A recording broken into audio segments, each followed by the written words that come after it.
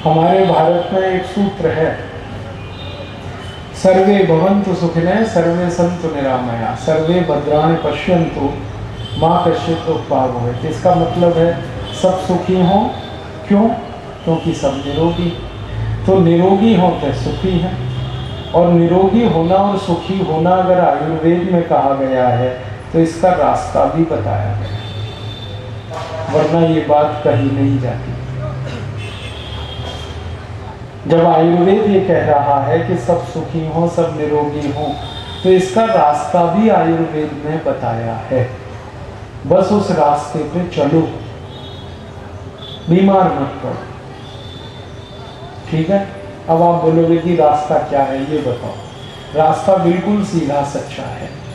आप बीमार ना पड़ो, इसके लिए आयुर्वेद ने कहा है कुछ नियमों का पालन करो। जिंदगी में हर चीज नियम से चलती है। सूरज निकलता है, इसका कोई नियम है। रात होती है, इसका कोई नियम है। चंद्रमा उगता है, इसका कोई नियम है। हवा चलती है, इसका कोई नियम है। बारिश होती है, पानी गिरता है, इसका कोई नियम है। हर चीज प्रकृति में नियम से चलती है, तो आप भी नियम से चलो भाई। आप भी कायदे से चलो ना, भगवान के बनाए कायदे से चलो, ईश्वर के बनाए नियमों से चलो। तो आप बोलोगे हमको पता नहीं है, तो मैं बता देता हूं। वैसे तो ये सारे नियम आयुर्वेद में लिखे गए हैं। आयुर्वेद में बड़ी बड़ी किताबें लिखी गई हैं, चरक संहिता, सुश्रुत संहिता, भाव प्रकाश, निघंटु, अष्टांग हृदयम, अष्टांग संग्रहम, ऐसी सैकड़ों किताबें हैं, भरी पड़ी हैं ऐसे ही नियम से।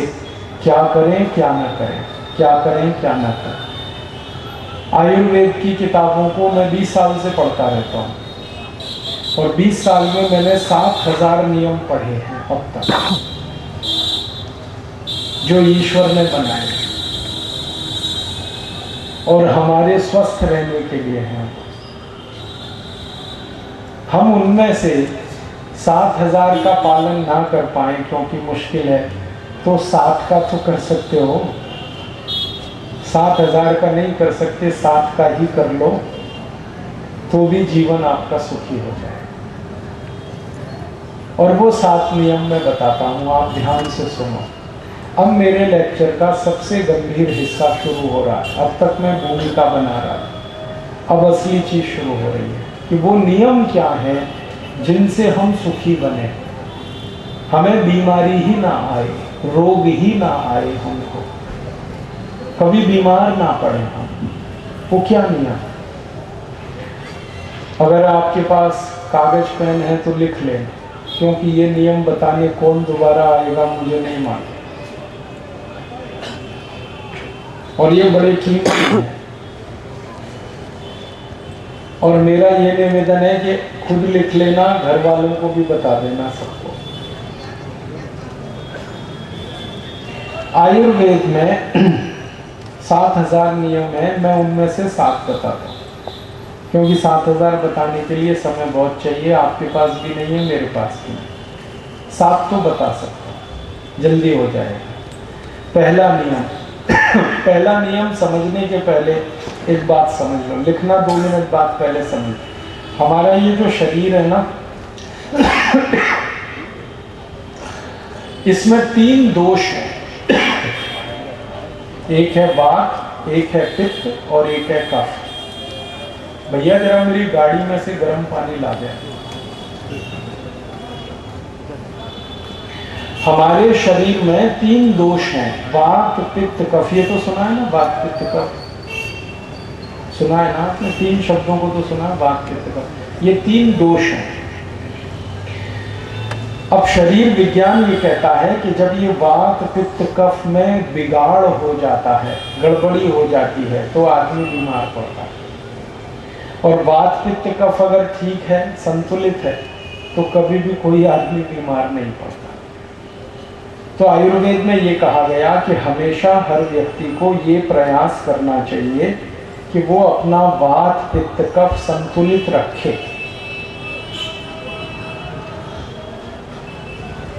हर व्यक्ति को ये प्रयास करना चाहिए कि वो अपना वात, पित्त और कफ ये तीनों ठीक रखे, संतुलित रखे।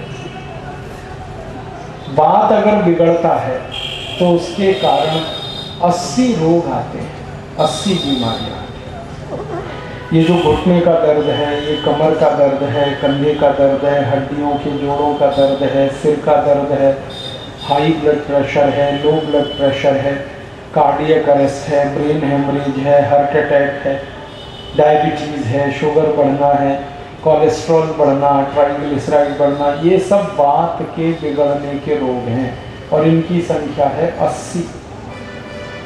माने वात बिगड़ेगा तो 80 रोग आएंगे, ठीक है। और पित्त बिगड़ेगा तो 40 रोग आते हैं। पेट में गैस बनना, पेट में जलन होना, एसिडिटी होना, हाइपर एसिडिटी होना, अल्सर होना, पेप्टिक अल्सर होना, पेट की आंतों में सड़न होना, पेट की आंतों में कैंसर होना, ये पित्त बिगड़ने के 40 रोग हैं। ऐसे ही कफ है, कफ बिगड़ता है तो 20 रोग आते हैं, 20। सबसे खराब रोग है कफ बिगड़ने का मोटापा। ये वजन बढ़ता है तो कफ बिगड़ने से। सर्दी है, खांसी है, जुकाम है, कफ बिगड़ने के रोग हैं।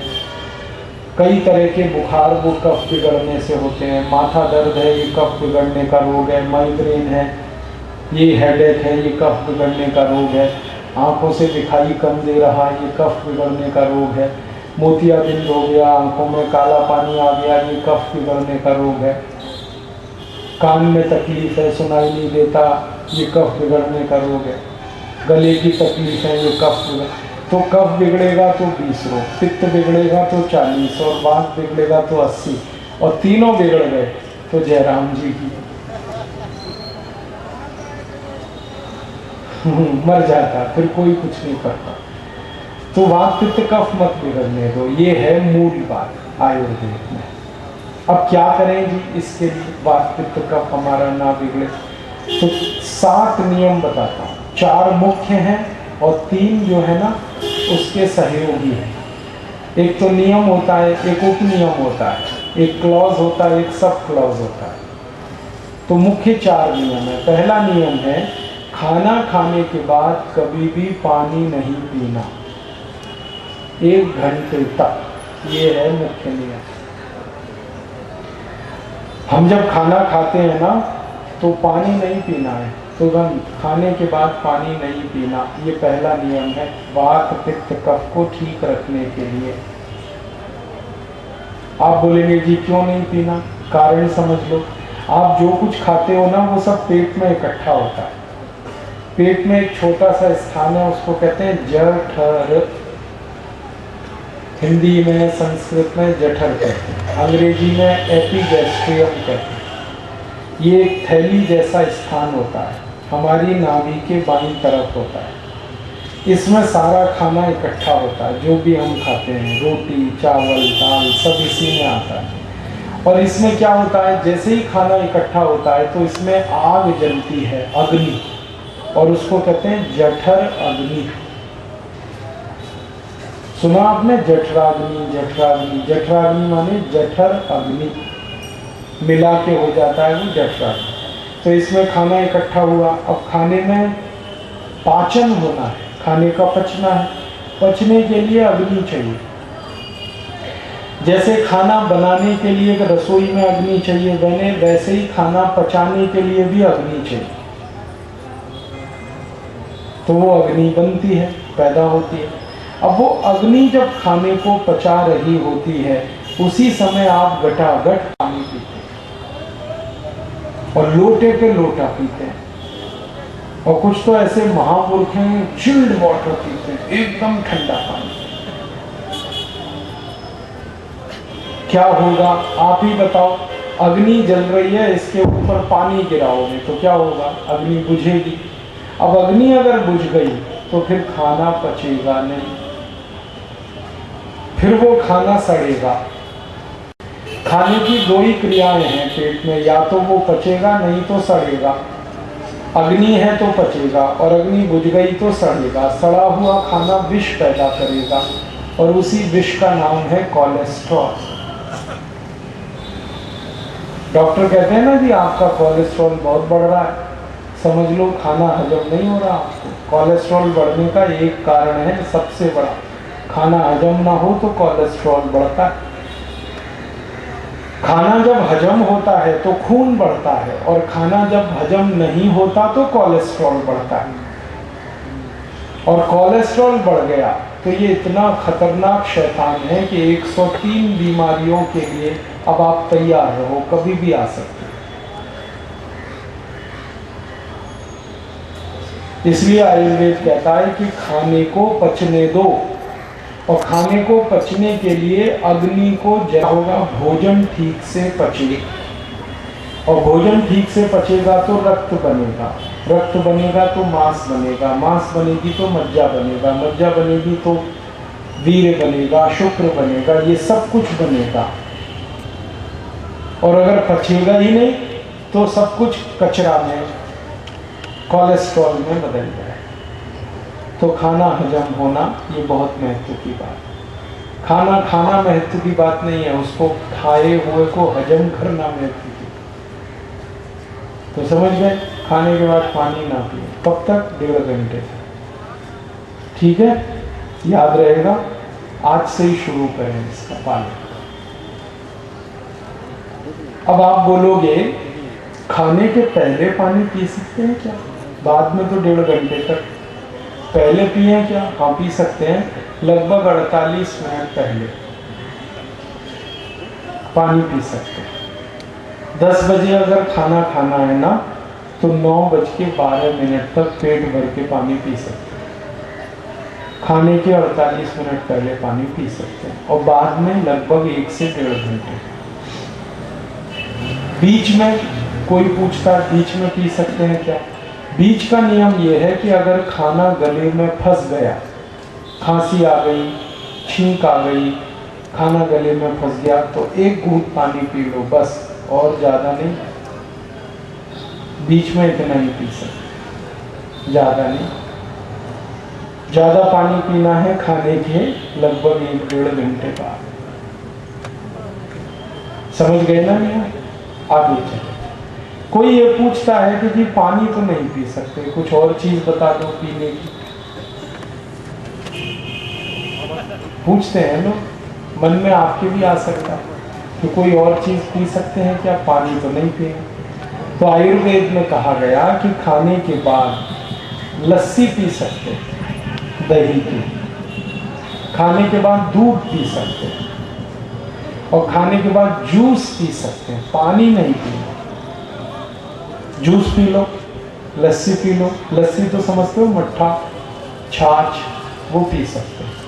दूध पी सकते हैं, जूस पी सकते हैं, पानी नहीं। भैया ये जरा बंद करो, आँख में चुभे। जब आप सुबह खाना खाए ना तो जूस पी लिया करो, बहुत अच्छा है खाने के बाद। दोपहर को खाओ तो लस्सी पी लो, मट्ठा पी लो। शाम को खाओ तो दूध पी लो। पानी वही नियम है, 1.5 घंटे पानी। ठीक है। आप ये पूछोगे कि जूस पी सकते हैं तो पानी क्यों नहीं? जूस में तो पानी ही, लस्सी में भी पानी ही, दूध तो पानी है। तो ये क्या नियम है आयुर्वेद का? एक तरफ आयुर्वेद कह रहा पानी मत पियो, दूसरी तरफ कहा जूस पी लो। तो देखो ये उत्तर आपको मिलेगा। भारत में एक बहुत पुरानी कोई फिल्म है, उसका एक गाना है, मुझे फिल्म का नाम नहीं याद। पानी रे पानी तेरा रंग कैसा, जिसमें मिलाओ क्या है उस जैसे। तो ये जो पानी है ना, ये अगर किसी चीज में मिल गया तो ये अपने सारे गुण छोड़ देता है, फिर जिस चीज में इसको मिला दिया उसके गुण ले लेता है। पानी अकेला है तो उसके अपने गुण हैं, पानी के अपने गुण हैं। पानी रंगहीन है, गंधहीन है, स्वादहीन है, शीतल है, शामक है, ये पानी के गुण हैं। लेकिन पानी को दूध में मिला दो तो पानी के गुण खत्म हो जाते हैं, दूध वाले गुण उसमें आ जाते हैं।